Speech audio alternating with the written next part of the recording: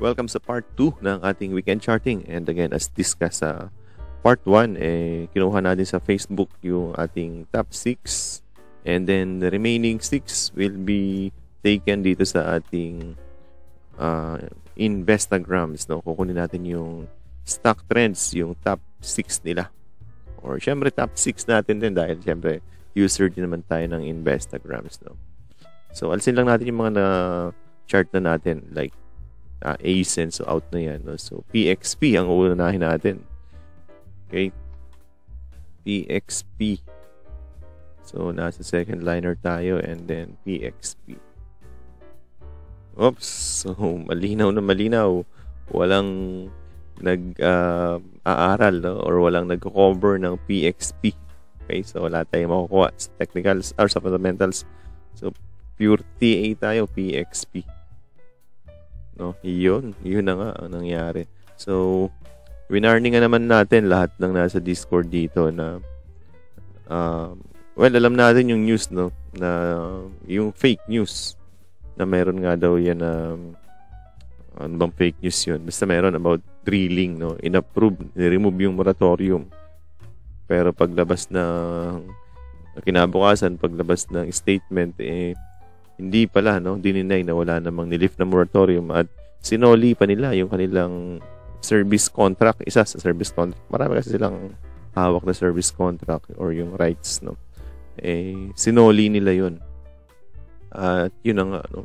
Kawawa talaga yung mga newbies dito. Well, sabi naman natin dito na sindikato yan, huwag yung pasukin, no? At ang malupit sa sindikato kinabukasan, nag-push pa. Grabe talaga ang manunog yung mga yun. No? So imagine, napabili ka. Sabihin mo lang sa gitna na lang. Sa gitna ka na lang napabili. Ngayon, loss ka na ng 29%. Babawi pa ba? Tingnan nyo historical kung tuwing kailan yan sumisipa. Meron niyang pasipa-sipa na minsanan lang. No? Ayun. So, minsanan lang. Ayun, gaya nito. So, ganyan magpagalawang mga sindikato, no? Papatayin yung matagal na kwento, papalipasin, tapos yun, maglalabas ng mga fake news. So, ilang araw yan? 1,375 days. Grabe yun. So, ilang taon yun, no? Ilang taon? 2020. 4 years bago gumalaw. Well, di naman natin sinasabing 4 years ulit, no? Kasi dati namang malakas talaga yan. Pero itong mga movement na to, ganun din yun. No? Well, na-trade na natin yan during this level. So, eto, namatay lang yung news dito. Tapos, siguro, bullish ang market kasi o pwedeng gumawa ng kwento. Pero dahil matagal na tayo sa market at napanood na natin ng maraming beses na, no? Hindi na tayo na-attract sa mga ganyan. So, anong gagawin nung naipit? Well, ilista mo na sa tuition mo sa market yan. May chance pa ba yung umakyat? Oo naman. Ang tanong ay kailan, di ba? Kailan last umakyat yan? 4 years. Ngayon, kailan ulit? Kung kailan matripa ng mga sindikato ulit. Okay, may sindikato ba sa market? Marami. No? Marami. Kaya kung newbie ka, huwag kang humawak ng mga hindi mo alam. No? Kaya nga tayo, pinopromote natin sa newbies is blue chips lang. No? Blue chips trading lang. Maliit yan. Nakala nyo lang maliit. No? Kala nyo maliit ang galawan. Pero daanin nyo sa volume. Lakihan nyo yung pera nyo. Ang stock market is numbers game. When you say numbers game, volume game. Mas marami kang pera, mas malaki ang kikitain mo. Pag maliit ang pera mo, makikipagsugal ka sa mga ganito, sugal talaga yan. No? Kakainin talaga yan. Pwede namang mag-start ng maliit. Habang lumalaki yung capital, kahit maliit ang income, tsagain nyo kasi yun yung tamang process. Unlike makipagsugal ka sa mga sindikato, sindikato nga yun. Hindi natin kayang isahan yun kasi sila ngayon ang iisa. Pero pwede rin namang pagkakitaan. No? Kaya lang pang expert lang yun. 1 million na lang ang trading nito. Ayun, malamang yung mga naiipit, ang mga nag-average down. Wala na yung Jackie. Tapos na agad, nakaalis na agad. Hindi mo na makita sa translog. Kahit sa record, walang record ng buy and sell. So, ganyan kagaling yung mga Jackie niyan. Okay. So, anong gagawin? Yun nga, ilista mo na sa tuition mo at never again. No? i-trade nyo lang to kung magaling na kayo at expert na. Let's say, mga 5 years ka na sa market. Nakita mo na to noon, nalugi ka na noon. At this time, alam mo na ang play yun. Pwede yun. Pero yung first timer, tapos nakita mo ceiling, wag na. Okay, wag na. Aral mo muna. Okay. Kaya nga meron tayong course eh. Ayan, mag-aral kayo ng fundamentals. Di ba kayo nagulat? Chinek natin sa table. Wala lahat. Oo, kahit isa wala. Walang FA yan. Di ba? Walang laman yan. Kaya ang tawag yan ay basura play. No? Yun talaga ang term sa third liner. Basura stock. No? Basura play. Kasi nga walang laman ng fundamentals. Unlike yung mga chart natin kanina, di ba? Lahat yan may data ito. Meron din namang second liner, third liner na may data. No? Not everything or everyone is basura stock. Okay? Yun lang. Okay, so tama na sa PXP. Next, FCG. I think okay to sa FCG. Check natin, FCG. Di ba? May laman. May buy rating pa. May target price pa. Check natin. Sige. FCG. Ayun lang.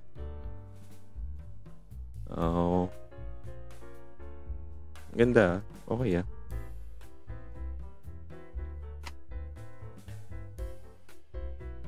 FCG. Ayun. May trend line. At ang maganda sa trend line niya, nasa support. Near support. So, ang play is by near, no? 0.65. By near 0.65. Pero lapit na to ah. Lapit na to. Konti pang oversold. Okay, tapos sakto yan. Pag nag-oversold yan, apak yan dito. Difference lang itong mga third liner, second liner. Dito sumasabay sa index. So, kahit anong movement ng PSC or sentiment ng general market, diyan sasabay, no? May sariling timeline ng jockey kung kailan titirahin yan. Okay? So, sige, silipin natin dito. FCG, Technical Fundamentals. Net profit, goods. ROA, okay naman. ROA, goods. Debt, okay to, walang debt. Current ratio, daming pera, oh. So, fundamentals, goods yan. May laman yung company, no? Earnings niya, 56%. Okay din. PE niya, 5 times lang. 5 times, ayun, 1.3. Or piso ang target. Piso, sa piso na lang, no? O mga 40%.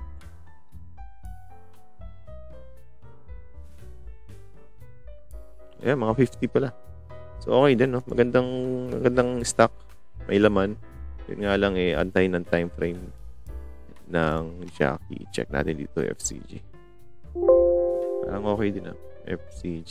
Ito yung gusto natin makita, no? Yung mga nasa radar ng iba na hindi natin napapansin masyado. Baka may chance, no? Yun, call top buyers, RCB, seller. Call boys ang tumitira, pero call boys ang binubuhusan, no? Value is 3M lang. Okay. Pero maganda to. Gusto ko itong mga ganyan, no? Kailan siya binibili? Check natin. 2023 September January. Pag binili, may konting up. Tapos nawawala. Pag binili, may up, nawawala. O yan, pwede na nga, no? Sige. Lagay natin sa watchlist yan. Ano lang, simple range trading lang, no? Yan, by near 6 point, ano ba yan? 6.5. Or yan, basta yan, line na yan, trend line. Sige, save natin. Okay. Sige, okay na, FCG. Next. GGS, tapos sa Smart 1, MRC. Nag-bottom out na, MRC. Nag-bottom out din. Grabe yung bentahan dito. You know. 56% drop. Malma. Alam nyo ba yung Malma? 56% drop. Pero may volume na, last minute, last day.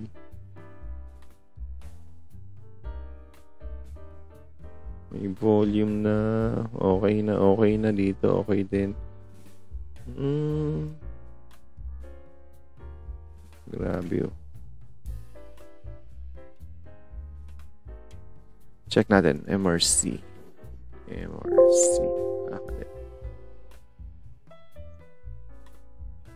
6 million lang. Mercantile call. Problema call Puro retailers. Hindi yan magsusustain pag puro retailers. Tower pa ang kalaban, Tower BKT. Pan-Asia. Okay, hindi naman. Technicals lang, Ayan na natin yung mga buyer seller niyan. Sige. Lagyan natin ang guhit. Sakto pala MA50. Ayun, MA50. Pag may momentum bukas, tutuloy-tuloy ito. Tutuloy ng bounce. Kahit ang target mo lang, ito lang. Yung tok-tok lang na yun. Kahit yan lang. Ilang percent ba yan? Baka naman lugi, wag na. 11% din, Pwede. Chipit-chipit lang, Sige. Next. MRC. Green. Buhay pa pala to si Green. Tingnan natin kung green talaga. Ayun, red. Si Green ay red. Walang nagtitrade, Iwasan nyo na yan. Avoid na yan. Wala naman tao dyan, Mayroon yan. Tingnan natin. May nagtitrade dyan, pero broker niya din, Yung owner din. Wala na pala. Dati, ayan, dati yung mga volume na pitik na yan, sila yan yung match order lang. I-match, i-post nung isang broker, tas bibilhin, Magkasabay yun, synchronize yun, kaya hindi mo mababawasan yun ng malaki. Pwede makasingit, tsamba lang, pero match trade tawag doon, match order. Pero ngayon, parang namatay na, Tingnan natin kung may time na namatay ba yung volume yan. Ito, namatay din dito. Ayun, ATR, Summit, Belson, sila ang naglalaro. Tingnan natin. Wala na sila, First Metro Unicap na to, HDI. Wala na. Ubus na. Iba na naglalaro dito. Yun yung sinasabi natin mga sindikato, Ang tanong kailan niya naangat? Depende sa sindikato. Yun. Pero nasa support, Kaya lang baka maburo kayo dito pag inantay nyo to. Baka hindi pagalawin. Imagine. Diba? Mula dito. 35 days na gumagalaw yan pero ang as and bid niyan ang liit. Wala dito Tanggal. Kasi nag-weekends. Pero siguro ang layo niya na yun, Ito niya ang lalayo. 0.2. Tapos, next trade, hindi pala. 0.2098. Biglang 2081. Ang lalayo niyan. Baka ang gap niyan, mga 1 or 2%. So, pass. Pass tayo dyan. Sindikato So, ilan na? 6 lang kailangan natin, So, 1, 2, 3, 4. Field rate sa dalawa. Field rate saka SM. Field rate.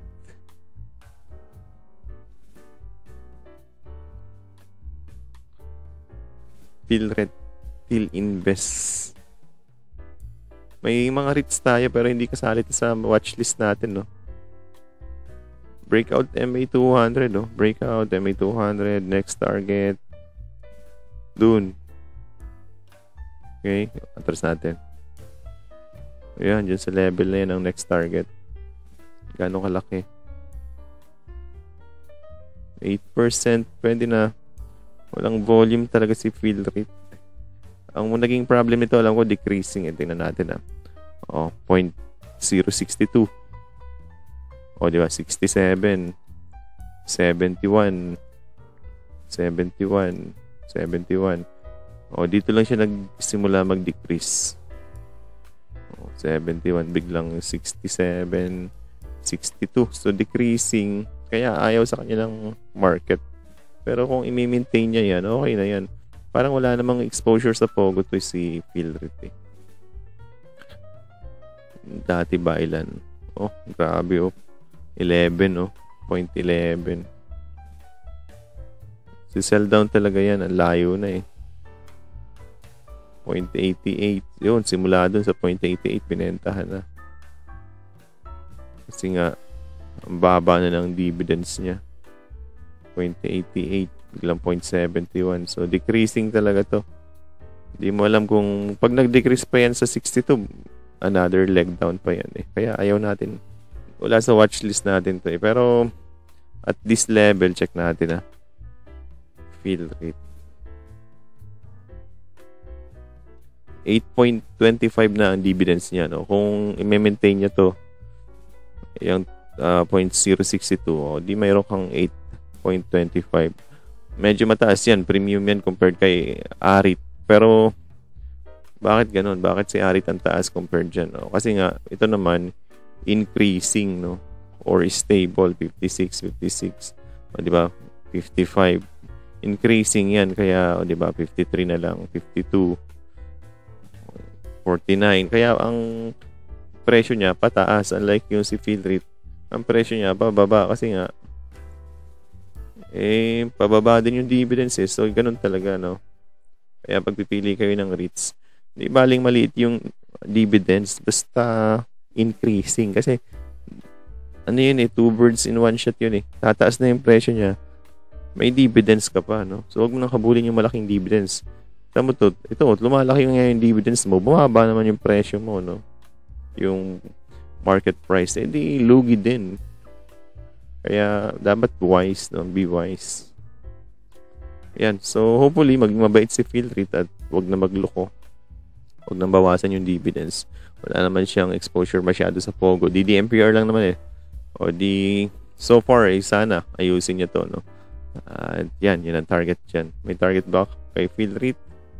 Ang target sa kanya is magkaiba, no?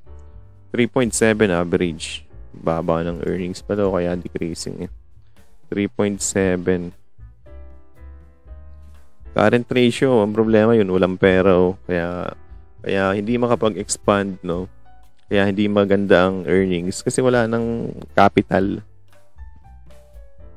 Unlike si Meg nga, di ba? Si Emrit may exposure yun eh. Wala na pala ngayon, pero ang maganda dito, maraming pwedeng i-infuse. Kaya kahit medyo pangit yung kanyang fundamentals, hindi nasisira na masyado yung kanyang chart. Kasi nga, kaya nung sponsor mag-infuse. Ito kasi si Philrit walang infusion. Okay, so yun lang for Philrit. Then last tayo, SM. SM, yun, may maganda ring makikita sa pero okay naman yung mga picks dito sa SM. Check natin yan. Pero alam ko umakyat na to eh. Tingnan na lang natin kung kaya pang umakyat. Baka may itataas pa. So, hindi nagbago yung chart ni SM kahit noon, no? Tagal-tagal na rin nating hinawakan to. Pero this time wala tayo nito kasi indirect yung hit sa kanya ng market team. Pero okay pa naman so far to, syempre. Hindi aakit ang index nang hindi kasama si SM. Ayan, palaging kasali sa party yan. Though maliit, limited upside. So sa current move ng market, ganda ng consolidation, ganda ng MACD, okay sa volume. So we believe na kung bullish this week, sasabayan at let's see kung kaya niyang i-take ngayon yung 950. No? So yan ang resistance niya, 950. Short term lang, no? Short term resistance. Yan, 950, 960.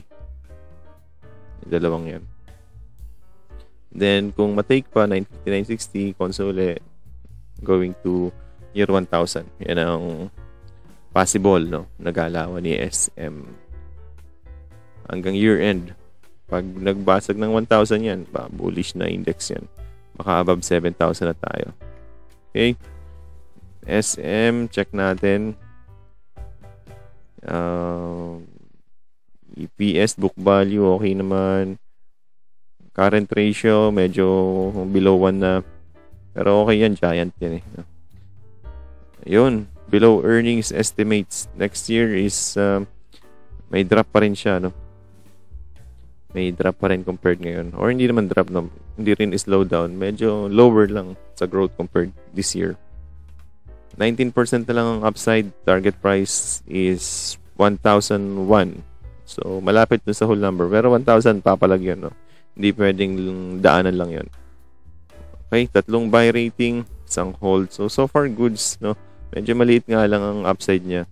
Kasi conglomerates. Okay? Pero kung hindi ka magaling sa fundamentals at tumaasa kang magandang market, which is true, you can go for SM, no? Pero kung gusto mo mag-stock picks, individual, like yan, mga ganyan, mas malaki ang upside yan. Kita nyo naman dito. So, gusto nyo na matutunan paano mag-individual stock picking, unlike index trading lang or holdings lang, then you can enroll it sa ating fundamental trading course. Yan. Malapit na yan, no? Yan, August 10. So, message lang, no, para makapag-enroll. At yan ang mga content. Okay? So, yan, by joining us, makairoon kayong private support group, stock screeners and watch list, no, market review every week. Ano yan, private market outlook, and then mga updates sa events, no, kasama yung mga specific trades. Yun, plus cryptocurrency. Yan. So, click nyo lang description para makapag-enroll kayo. Okay? Or message me kahit dito sa YouTube or sa Facebook para ma-assist natin kayo sa enrollment nyo. Malapit na yan. Early bird is discounted and regular fee kapag malapit na mag-start. Okay? So, that's all. And hopefully, natuwa yung mga tropa natin sa Investagrams, no? Na chart natin yung mga trending dito. So, let's see. At hopefully, ay may nakita tayo maganda, no? Like FCG. Yun, parang so far, FCG lang yung may potential sa fundamentals. About to bounce MRC. Tingnan natin kung magbabounce. Ito, okay to ASEN. I-chart natin sa part 1. So, you can check the part 1 video. JGS, goods din. I-check natin sa part 1 yan. Okay, so yun lang. At kita-kits Wednesday live charting.